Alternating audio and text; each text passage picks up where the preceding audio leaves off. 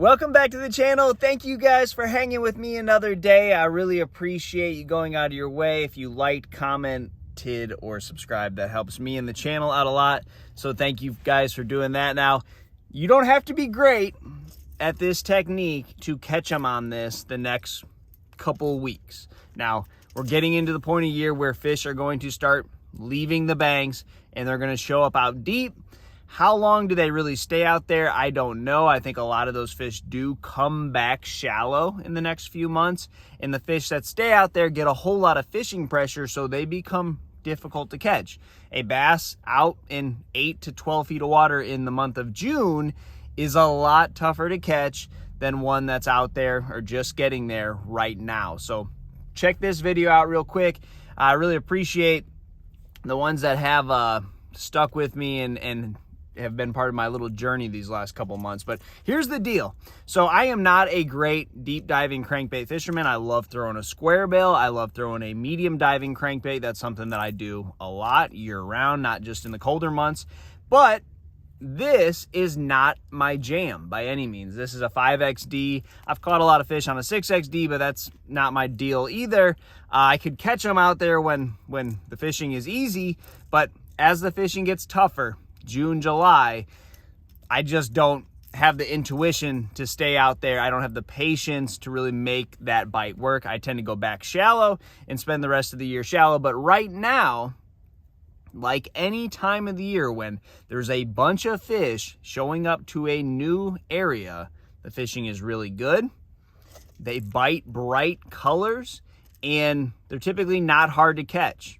You might need a Ned rig to catch a bass in 3 or 4 weeks, but right now when they first get there, community holes will go off. Places where the fish are going to be, but you can't catch them. Right now you can catch them. So rig you up a Carolina rig and learn how to fish out deeper. Now, coming from me, who spends 10 months, 11 months on the bank, I can go out there and catch them. So this is very important. With the 5XD, this is a great crankbait. 8 to 12 feet of water maybe, a DT10. Get out there on anything that's close to the main river channel. Fish, when they get done spawning, do their little shallow post-spawn deal, they want to go to the main river. If you have a main river on your lake, you know, if it's a reservoir or just a river, fish want to go out on the river, get near that main river channel. So the 5XD, wind it really, really fast. This is a technique where you're not going to reel it slow. You're really burning it, reeling it as fast as you can, and you're covering water because fish that are in the post-spawn, the beginning parts of their summer haunts, they're not going to be grouped up real good. So you want to get on some type of island, point, things that are touching the main river channel that are out in 8 to 12 feet of water, and fish fast, cover water. So the 5XD and a Carolina rig, my two favorite baits out there, those are going to work. And really not just clear water, but even if you have a stain or a little bit, you know, somewhat dirty water, you still need a few feet of visibility, a couple feet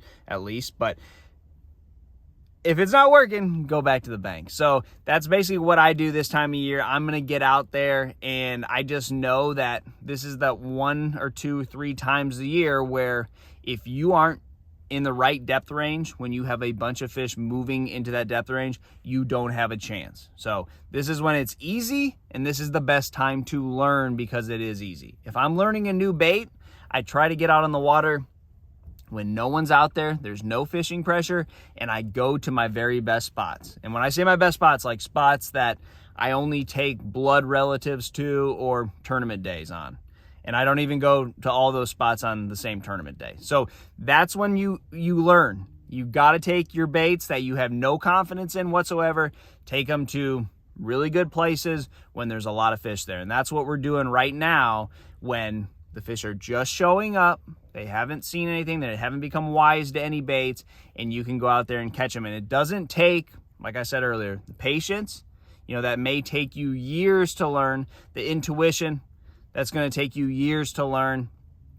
And just having the skill to go out there and do it, you don't need a whole lot of skill. So this is that time of year when you get out in that 8 to 12 foot range where you don't have to be a great offshore fisherman to catch them.